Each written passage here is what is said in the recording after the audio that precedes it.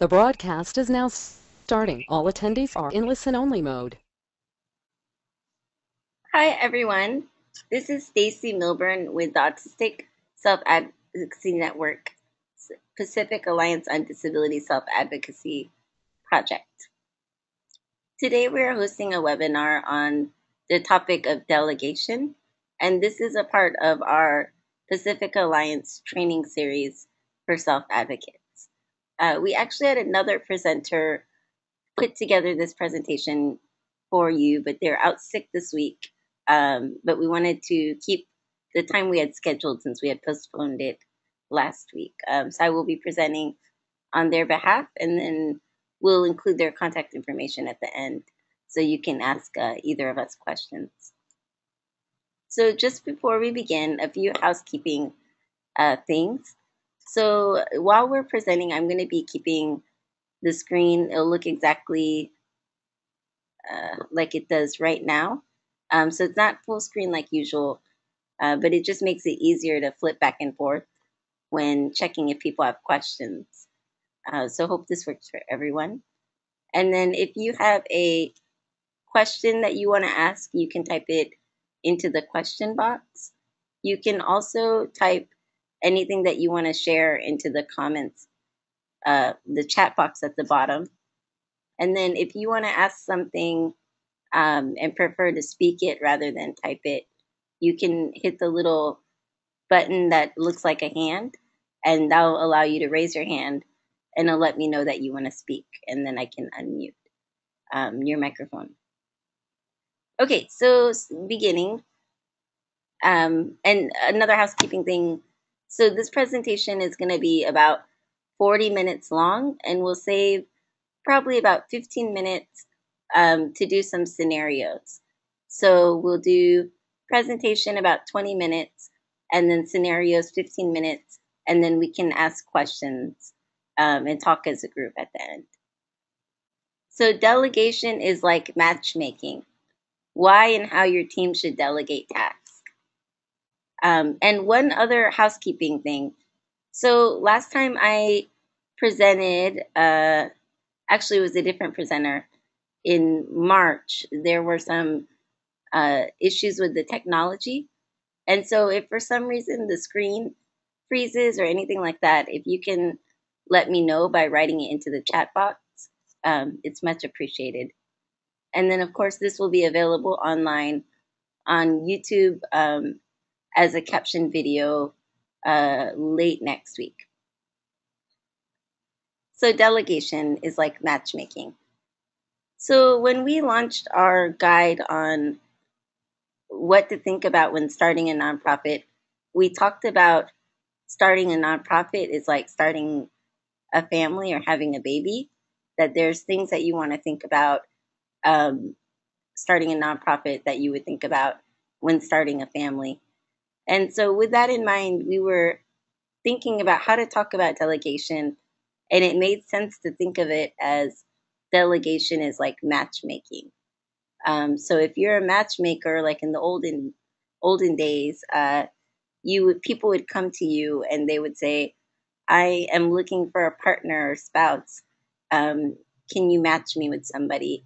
And then you would get to know them. What are their interests and their desires and their habits and their personalities, and you would match them with somebody that you thought was compatible.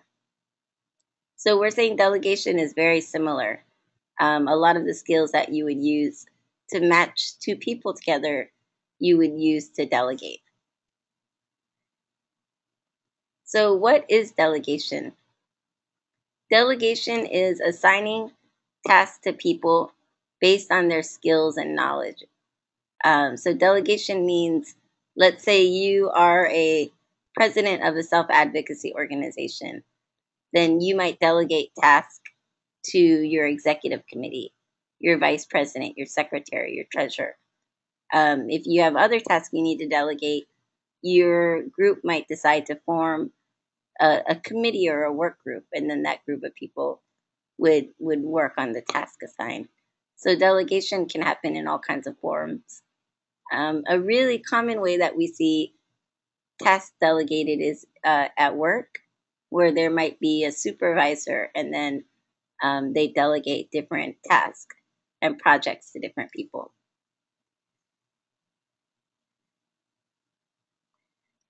So you may need to delegate if, and these are kind of ways to notice if it might be time to delegate.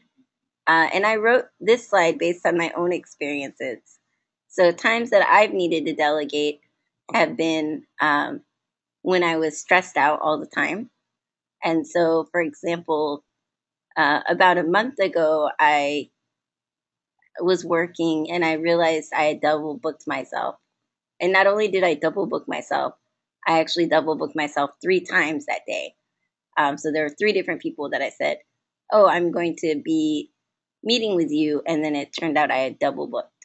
Um, so just that scenario was kind of eye opening to me and made me realize, like, oh man, I have way too much on my plate. I need to delegate some of this to other people. So first way you can know if you need to delegate is that you're stressed out all the time. So if your work is keeping you up at night, and you have a lot of anxiety and it's consuming and you're freaking out about how you're going to get everything done, that can be a sign that it's time to delegate.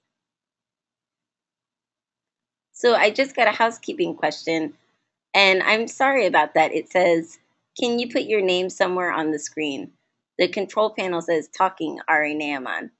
So I'm actually using Ari's account to do this presentation, but my name is Stacy Milburn, and it's right here if you can see it now. And I guess a little bit about myself. I work as a project coordinator for the Pacific Alliance on Disability Self-Advocacy. And so I work with ASAN to make sure this project is going well and to provide technical assistance to self-advocates in California, Oregon, Washington, and Montana.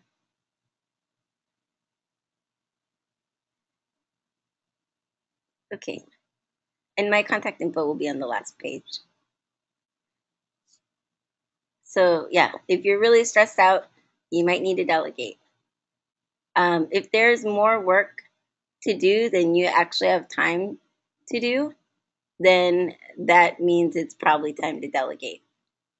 So I heard this quote, actually it was on a coffee mug, and it says, Beyonce has 24 hours in a day.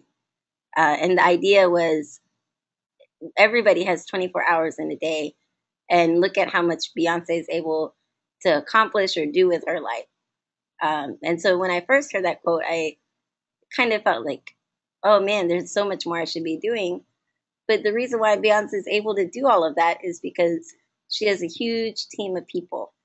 And so one way to know if you need to delegate is how many hours can you contribute towards a project? And then how many hours of work does it really take? So let's say you run a self-advocacy group and you can commit 10 hours a week towards running your self-advocacy group. If the work that is needed for your position actually takes 30 hours a week, then you need to bring in other people. So you may need to delegate if there's more work than you have time to do. Another way that you can notice if you need to delegate is if you're the one that's kind of slowing things getting done. And sometimes people call this a bottleneck. That's really like project management type language. So a bottleneck is like, let's say you have a Coke bottle or any kind of bottle and you flip it upside down. All of the liquid has to go through that really small point. So if that small point wasn't there, all of it would go through really quick, but it's that small point, the small hole, that's keeping it going slower. So if things could get done, if things are getting done faster, but they have to go through you first, and that's really slowing down the process, that can be a sign that you need to delegate. And another way to notice if you need to delegate is if people says it takes a long time to get a response from you. So one sign of being really overwhelmed is not being able to get back to in touch with people as soon as you would like.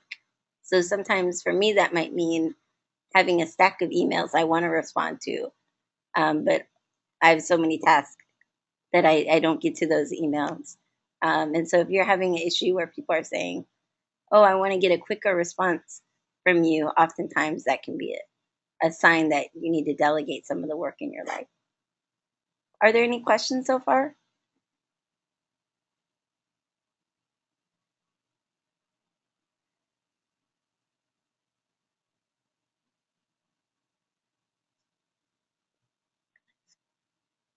Okay, so when to delegate?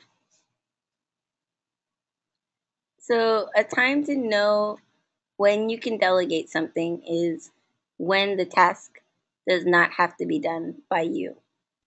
So there's some things that whatever your role is that you're going to have to be the one to do it. So for example, if you are the president of an organization, your organization might agree that the only person that should talk to a funder is you. So that's a task that you can't really delegate to other people. But if there's a task that you yourself don't have to be the person to do it, you could think about delegating that task. So, for example, one person's position could include talking to a funder, writing newsletter articles, communicating with members, um, managing the budget, and talking to media people. So, some of those tasks, you might be the only one who can do it. Like, you might be the only one that should talk to people in the media or talk to the funder. But maybe some of those other tasks could be delegated to other people. So let's see, there's a question. Oh, no problem, Scott. We're happy you're here. So another time that you can know when to delegate is when someone else has the skills and information they need to do the job, or they can learn it pretty quickly.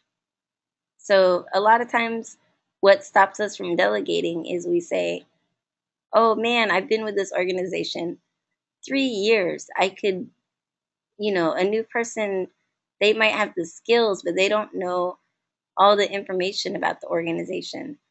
Um, so in that situation, maybe you would want to sit down and talk with that person to give them the information they need. Sometimes we call that like the historical information. Um, so what is the information about whatever organization you're in that people don't know unless they're there? So, that would be part of having to delegate. So does someone have the skills and information that they need to do the job? And I put a little side note here that says maybe they don't have the skills and information, but they could learn it in the pace that you need. So let's say someone doesn't have the skills, but it would only take a week for them to learn it. Well, if that's a good timeline for you, then that might be worth delegating. But let's say someone has the skills, doesn't have the skills, and it's going to take them a year to learn it. Depending on what the project is, it might not make sense to delegate that task to them. A third when to know when to delegate is if the person will grow from the opportunity. So a lot of times when we think about delegating, we think about it as only benefiting the person who's giving the task. But actually, like a way that we as human beings learn is by doing the task ourselves. You not only learn the skills, but that's how you build a relationship and understand how stuff happens. So if the person will grow from the opportunity, that can be a good reason to delegate. And the fourth thing is you have the time to support the person in doing the task. So a lot of times when we think about like managing a team or supporting somebody in doing a task, we think of how long it's going to take them to do the task. And we don't think about how much time it's going to take for ourselves to support them in doing the task. So, a really common example of this is nonprofits who apply for a grant and then they have enough money to pay a project coordinator, but then they don't write in the time that it takes to support that project coordinator. Then that can raise a lot of issues for that organization. So before giving somebody a task, you want to make sure that you have the time to support them in doing it. Otherwise, you're kind of setting them up for failure. Does this make sense so far? Let's take about 90 seconds for people to write in any questions they might have.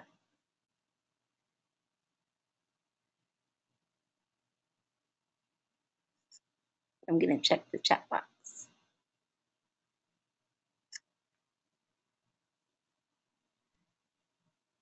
So if you have any questions, you can write them in the chat box.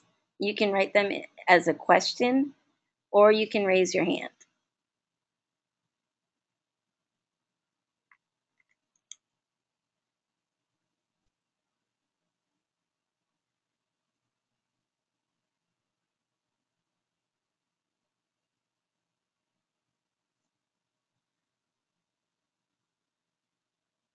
Okay, I don't see any questions. So here are a few tips when delegating. So tip number 1, think of delegation as a strength instead of a weakness. So yeah, when we talk about delegation, oftentimes the way we talk about it is, oh, so and so is so busy, they couldn't do everything, so they had to give some of their task away. But actually, there's a way that we could flip that and think about delegation differently. So we could think about it as, wow, there's so much work to do and so many opportunities for us to learn and develop skills. So our team is going to split up some of the responsibilities so we each have a part of it. That's a way to think of it as a strength.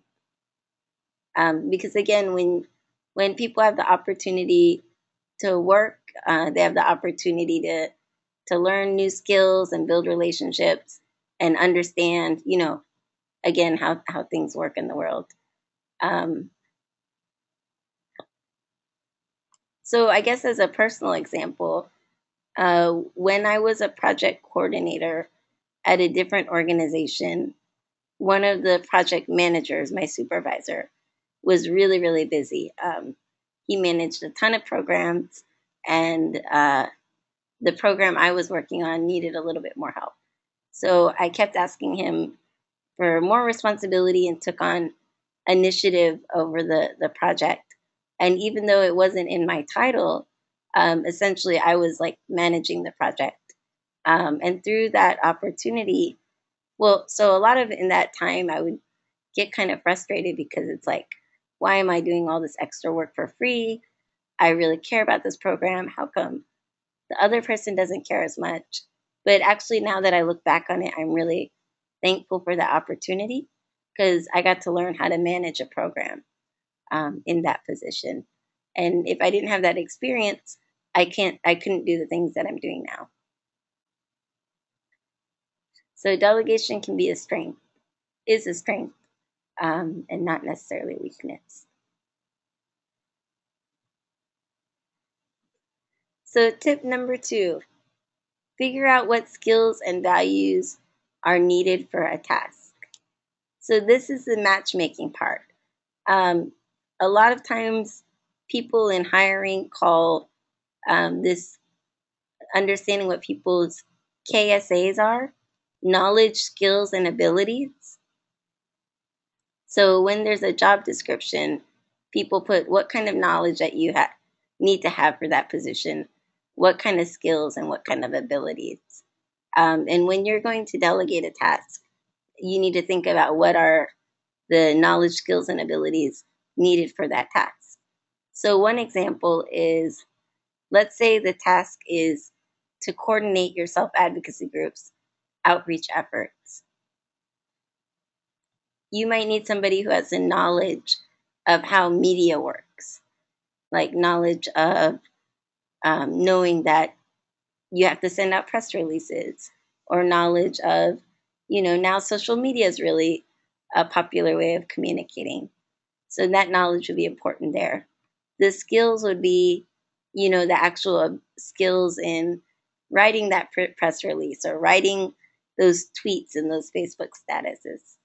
And then the abilities are more of like the natural abilities of maybe that communication person is really strategic in what they say, or maybe they're outgoing and able to meet people really quickly, things like that. Another example is, let's say your self advocacy group is writing a policy paper. So the skills there might be you need somebody who can do a lot of research and read information and understand what it means. Ability might be ability to pull together different data, and knowledge might be understanding what the topic is about. So the knowledge, skills, and abilities for that research policy paper job is really different than the knowledge, skills, and abilities for that communication position. So the first thing you want to do when delegating is think about what kind of qualities does this person need to have to be able to do this job. And then we also added values, because value systems are pretty important.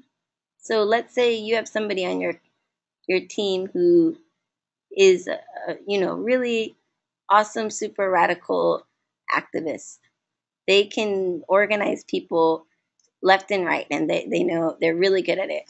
But if their politics are around grassroots organizing, they might not be the same one that you want, working with providers. That might be a different type of person that you have. So it's also about the values piece too. What are the value systems needed for that position?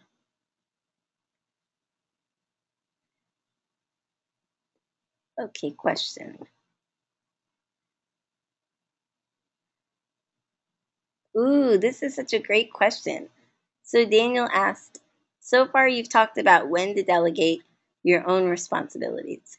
How do you know when it's time to ask for someone else's responsibilities to be delegated to you? So Daniel, let's talk about that at the end and we could have a discussion about it. I'm going to save that question. So tip 3, create a clear agreement for when the task will get done and how you will communicate about it. So oftentimes that agreement includes a timeline. So understanding when things have to get done and where there's some flexibility. So for example, if your task is to write a grant application, you would want to figure out when is that task due. So when is the final grant application due to the funder? But you probably wouldn't want to make that the deadline, because you want to build in time for that person to bring in, a first draft, a second draft, a third draft. So create a clear agreement for when the task will get done. Second part that can be helpful in agreement is how you will communicate about the task. So this is one that people really forget often, where people agree, okay, this task is going to get done, and they're super excited about it, and they figured out when it needs to get done by, but they don't figure out how they're going to talk about it. And then all of a sudden, 2 months have passed and they haven't checked in about it. And, maybe the person is thinking the task has already started and the other one hasn't started it yet. So anyways, how you will communicate about the task is really important. Is it weekly check-ins? Is it dropping an email every now and then? Is it, a phone call every month just to see how things are going? figuring out that ahead of time and getting shared agreement around it is really important. And then third is how you will both know it is a job well done. So what does success look like for this task? It's really important to talk about goals so everybody's on the same page. So again, if you're that outreach person and the person that gave you the task, maybe they're expecting you to contact 10 newspapers, but instead of doing that, you did, 100 tweets, then it might not be the best job done. So if you guys can get consensus, which is like shared agreement ahead of time, that's really helpful.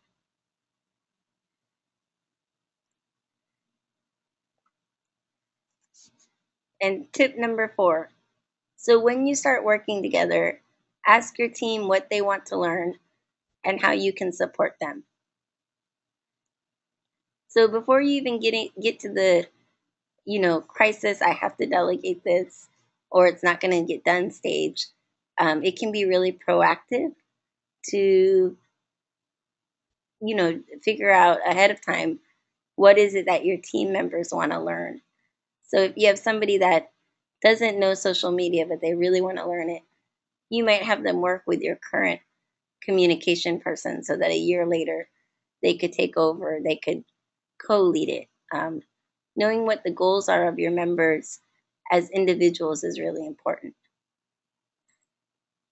And part of that is that it's also figuring out when is the time that you can give your team member to learn, and then when is the time that if a mistake happened, it would be really bad.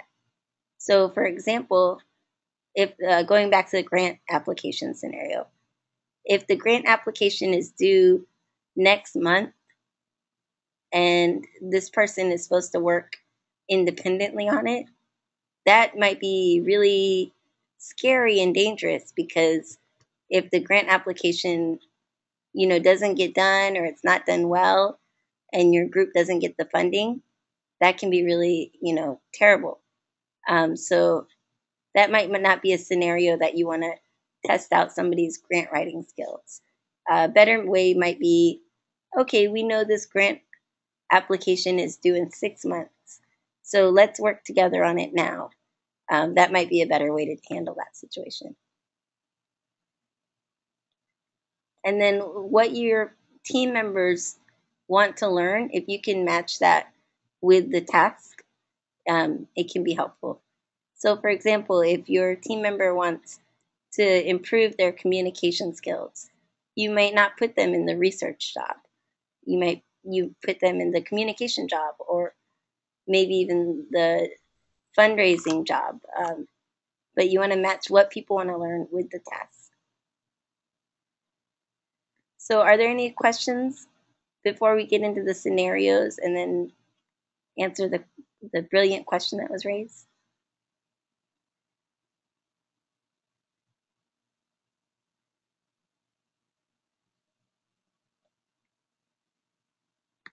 Okay. So we're going to do a few scenarios, and I'm going to post the scenario on the PowerPoint, and then if you can put your responses either in the chat box, the question box, or by raising your hand. So scenario 1, you are the president of a statewide self-advocacy organization. You're super excited about being president and have 6 different things you want to accomplish. You start working on all 6 things. Everyone is really happy that all of this work is getting done, but your vice president and secretary don't know what they can be doing to help, and they feel excluded. Last month, a funder approached you about a funding opportunity, and you dropped it because you were at a conference. What can you do to be a better president?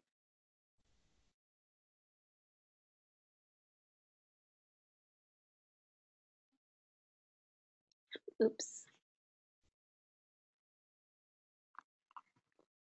And Trina, I got your question, and we'll go to that in a minute. So just the scenario again, you're the new president, you're really excited, you have 6 different things that you want to prioritize. So you start working on all 6 things. Everybody's really impressed by the work that you're doing, but at the same time, your team members feel a little bit excluded and they're not really a part of making happen what you're doing. And then also on top of that, last month, a funder came to you about a funding opportunity and you weren't able to get to it. What could you do to be better president? So Trina, you wrote Share the Power. Can you say more?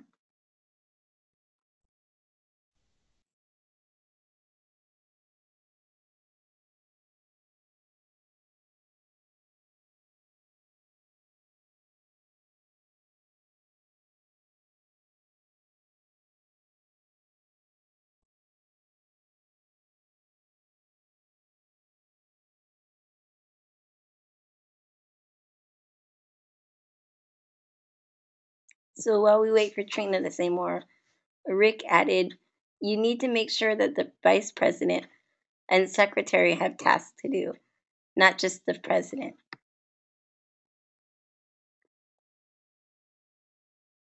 And Trina put, don't be afraid to ask for help completing and taking on new tasks.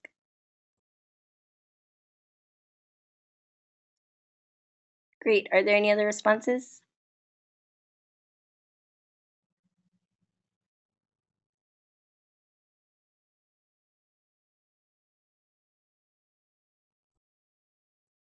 Okay, cool. Here we go.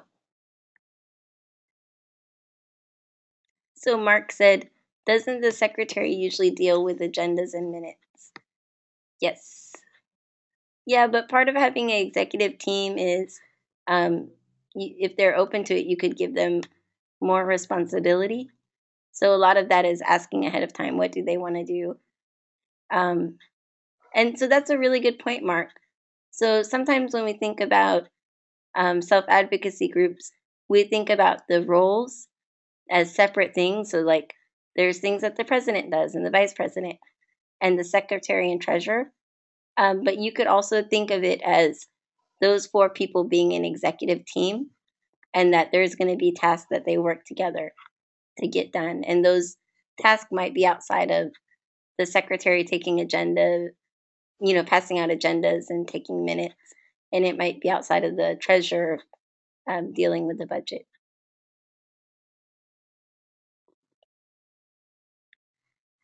And Mark said he would have asked the vice president to approach the funder.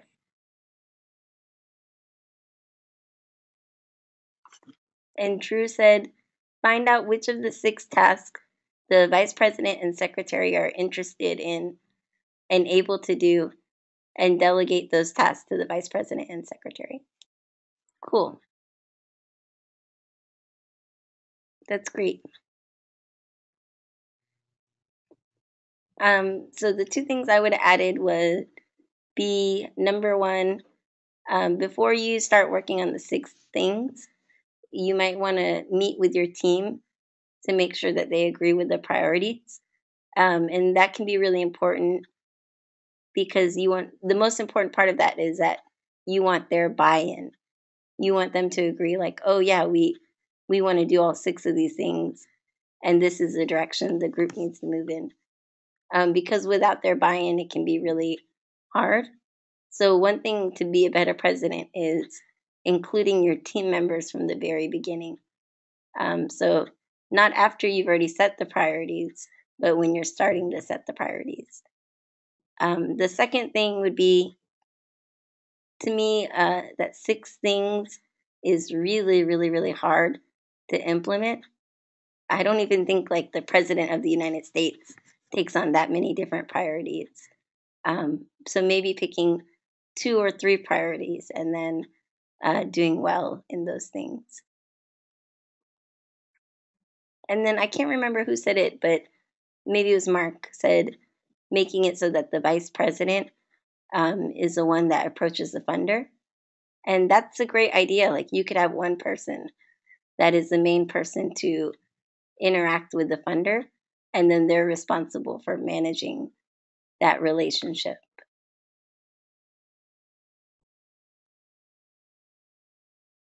Okay, one more question. Oh, I'm sorry.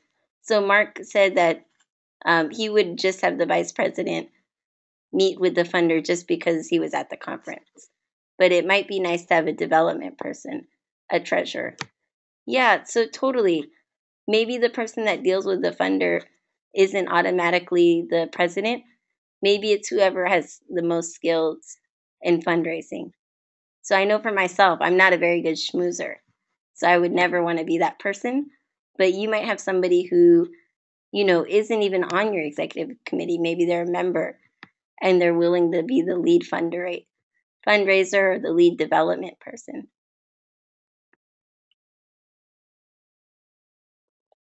Okay, so same scenario, but switching it around a little bit. So this goes to Daniel's question earlier.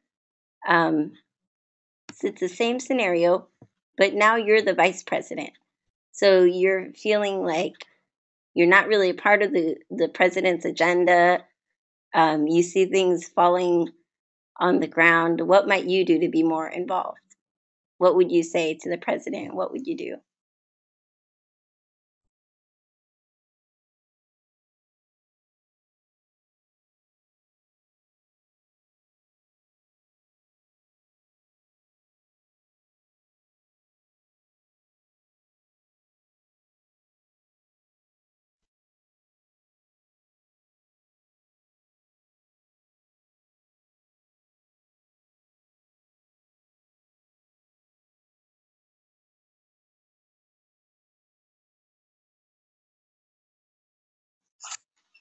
And we'll give everybody another minute.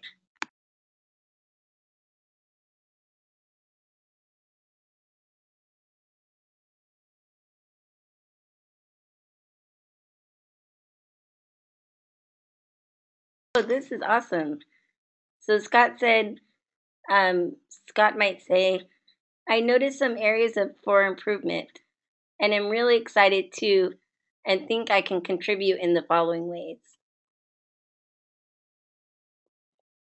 So connecting around the shared enthusiasm and then noticing the areas of improvement and saying, hey, I can help out with this. So first it's the connecting, like the building the relationship. And then the second part is saying, here's the problem. And then the third part is saying, I think I can help with this problem by doing X, Y, and Z. That's cool. Thank you, Scott.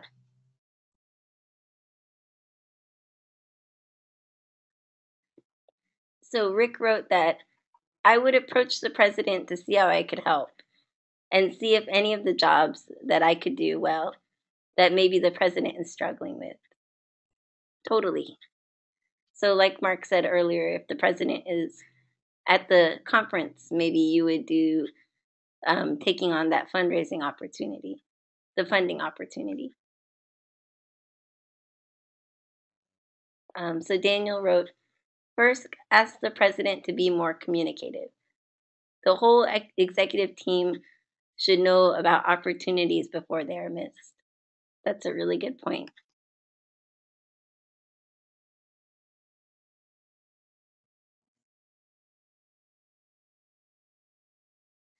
I want to say that one again just because it's a really strong point.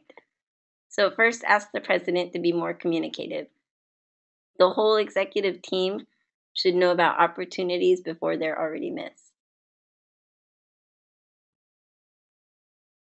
Um, and that really speaks to a need for accountability. So, yeah, how do people know that there's an opportunity and then what to do when the president messes it up? Does the team know or is it hidden? And we'll give people another minute to add their thoughts.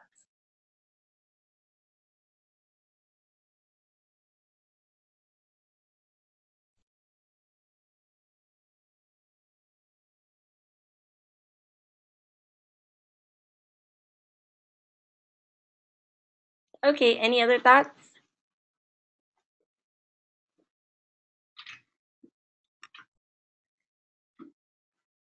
So earlier, Daniel asked how, Daniel's question was, how do you know when it's time to ask someone else's responsibilities to be delegated to you? And that's a good question. Let's talk about that for a second.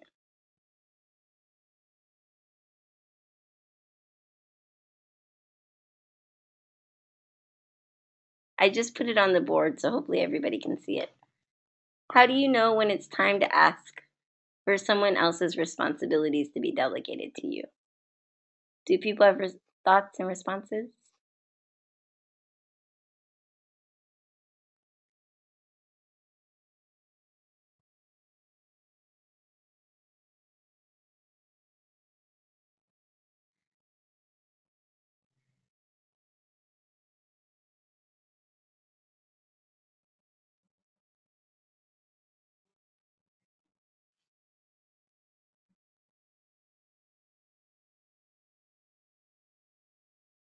So earlier we talked about how to know if you need to delegate, and it's kind of the same thing. If you see somebody and they're always stressed out, if you see somebody and it takes forever to get in touch with them, if you see someone who all the work is happening, but then when it gets to them, it kind of becomes a bottleneck.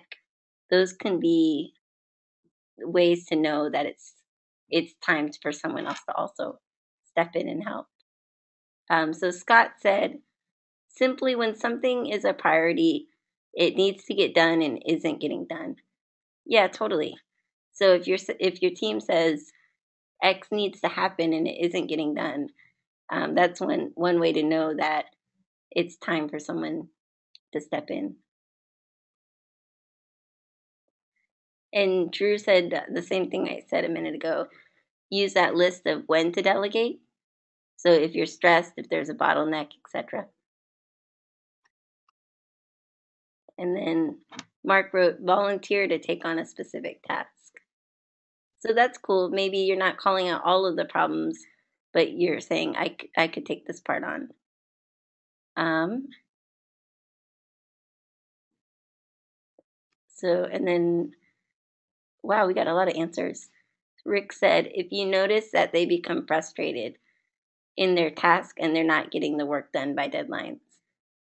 So that's really important piece. Part of the reason why we're really passionate about self-advocacy, self-advocacy movement is mostly volunteer run. So people do it because they're passionate and they really care about the issue. It's not because whatever, some other, it's not like going to work for Google where you're going to make a lot of money. People do it because they care a lot about the issue. So if you see somebody and they're frustrated all the time and they're so stressed out that they can't even be like passionate about the work that they're doing, that can be a way to know that it's time to step in. And Scott said, consent or buy-in is important as is accountability and transparency, and that consent among the group on priority, but it's slipping. Scott, can you write more about those two notes that you put in?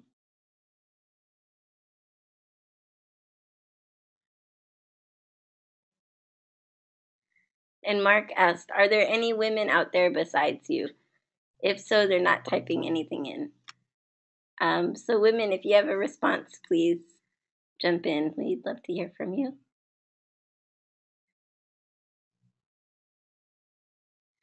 And then Trina, you asked a question, but I want to hold that question until we get there.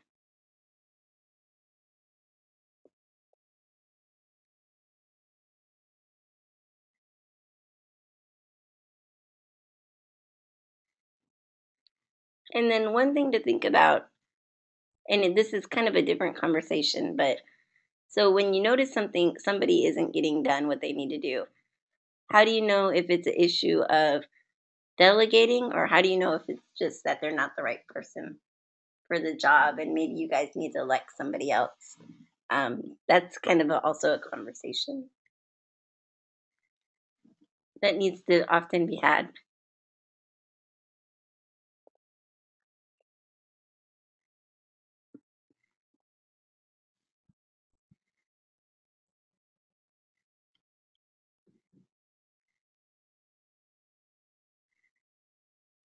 So Scott said, so for all of the effort of planning and meeting and agreeing that this is the path, and then the path is strayed from, something needs to happen. Perhaps a review of the possibility that the task isn't as important as initially thought. Wow, that's an interesting point. So your group does all this work to agree that this is the way that we want to go. And then after you've decided that, the president or whoever in the group maybe isn't helping the group get down that path. So maybe the path isn't as important as the group initially had thought.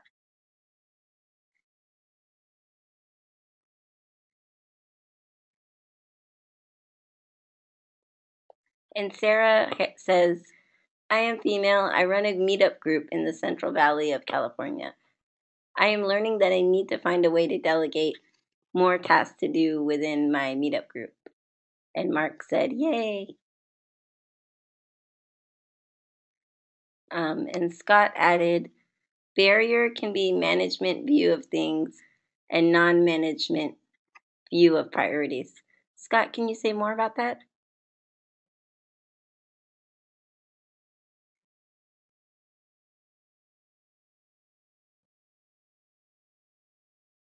What I interpret from it is that maybe management, like the big leaders in the group, think that something is a priority, and then the people who are actually carrying out the work think something else is a priority. That can be a barrier.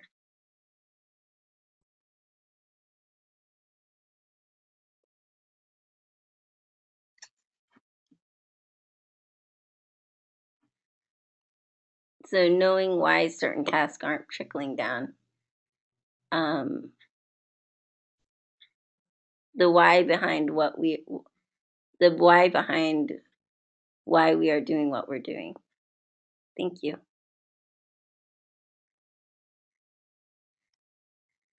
Okay, cool.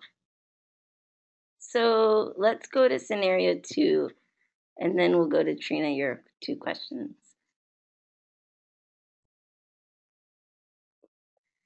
So scenario 2, your self-advocacy group has a budget for a support person. The support person does not have a disability. The support person schedules the meetings, contacts members, and provides facilitation when needed. Sometimes it feels like the support person takes on more than they should, but it's hard to know what to do about the situation because no one else knows as much as the support person does about the everyday task. What should self advocates do to fix this?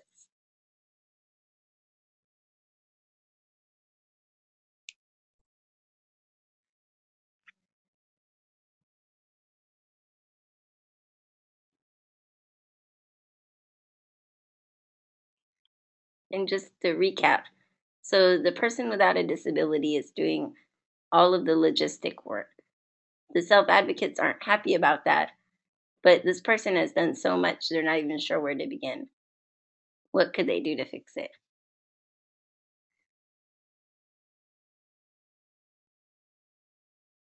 So Mark said, it often feels like the support person takes on more than they should. Normates seldom know how to assist us and then back off. Totally, that's why this is a scenario.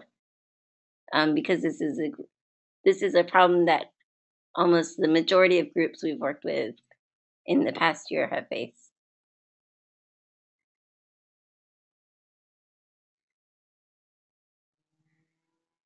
And then Mark added, I've had to rein in the support person many a time and keep them from taking over the meeting. Yep. Yeah, that's a really across the board problem. So Scott asked, create a list of tasks create a list of tasks organized in a way anyone could do it. I think about substitute teachers. Learning still has to occur even if the regular teacher isn't there. Oh, that's a really cool idea. I mean, a cool way to think about it.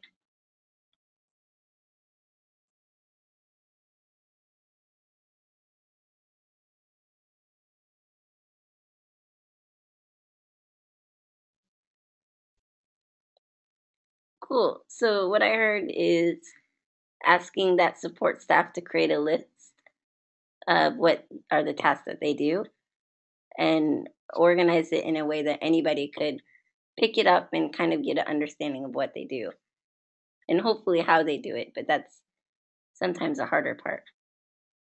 Um, and Scott also added educate the support person about oppressive behaviors. Drew said, ask the support person to train the self advocates on some of the tasks. We'll need to break down the task and support the self advocates while they are learning the task.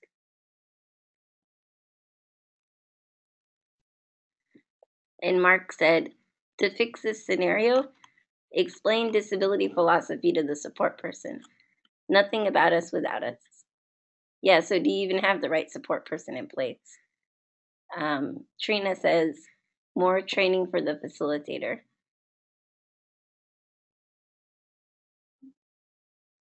And then Daniel said, unlike the earlier secretary scenario, establish strict guidelines for what the support person's responsibilities are. And Scott said, good intent is not an excuse. That's so true. So, what I heard people say is good intentions aren't enough. We need to either get rid of that support person or train them in our nothing about us without us philosophy.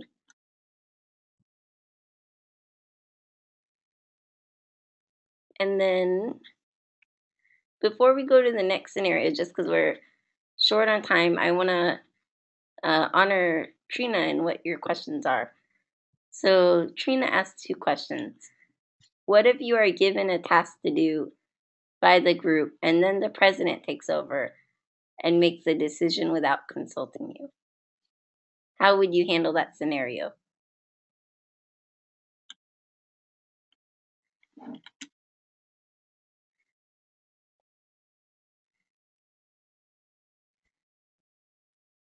So what if somebody delegates a task to you and then someone else comes in and takes over and then they change it? What would you do?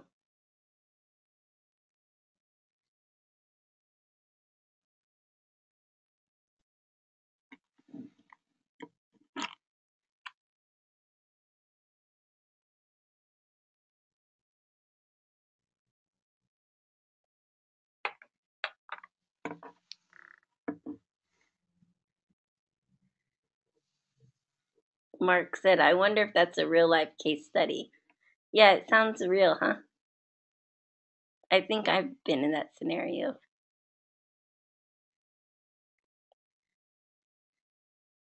Well, maybe while we wait for answers, really quick, what I might do is make sure the new person understands how much work that I put into this.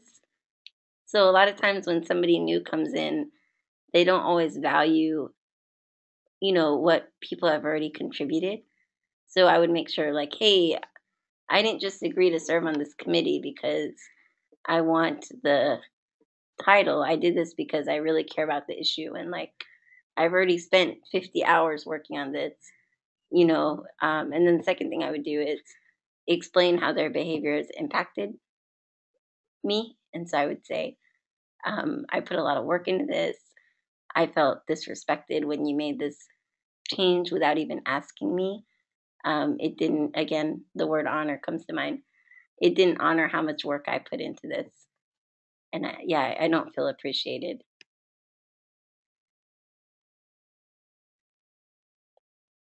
And then Rick said, before they started taking control of the situation, you can ask them to allow you to finish what you have already started, but be glad if they want to add input. And Scott said, talk to the individual, find common ground. remind them of common interests, contract with each other, enlist a mediator. I prefer one-on-one, but third party may be needed. Firm but not accusatory. Be assertive. Thank you guys. Oh, and then Drew added one. Maybe ask the person if they took over the task because they didn't think I was doing a good job. If so, ask them to give me feedback on how I can improve. Or maybe they took over the job because they were bored. They needed more work. If so, find another job they can do. Wow, these are all really good suggestions. Thank you guys.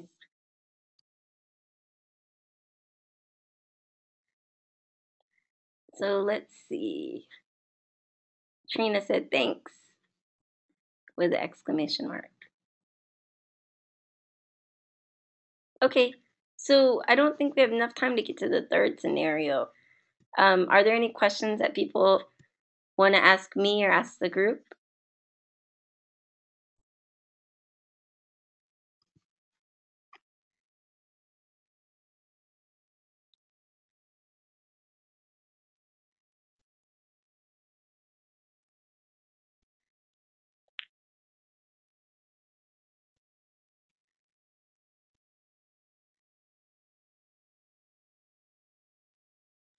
Earlier, Trina asked, what do you do if you've delegated something and it isn't followed through with? And the suggestion I would have is don't be afraid of conflict. Sometimes we don't want to be direct and say, like, this is, what happened, and I wish it had been different, and this task didn't get done, and this negatively impacted us by that. But part of working together often means we have to have those kind of hard conversations. So I would think that maybe direct communication is the best. And Scott added, conflict is an opportunity for growth. Agree with no wishy-washy. Yeah, and Sarah asked, can we see the third scenario on YouTube next week? Sure, and I'll just put it up here real quick. So scenario 3, the president is doing everything. She is getting tasks done successfully, and the group is in the best shape it's ever seen. However, no one else is getting the opportunity to learn skills, and when the leader gets sick, the group collapses. A year later, self-advocates are ready to restart the group. What kind of changes would you recommend this time? And I think we kind of answered this scenario already around splitting up the work and sharing the power.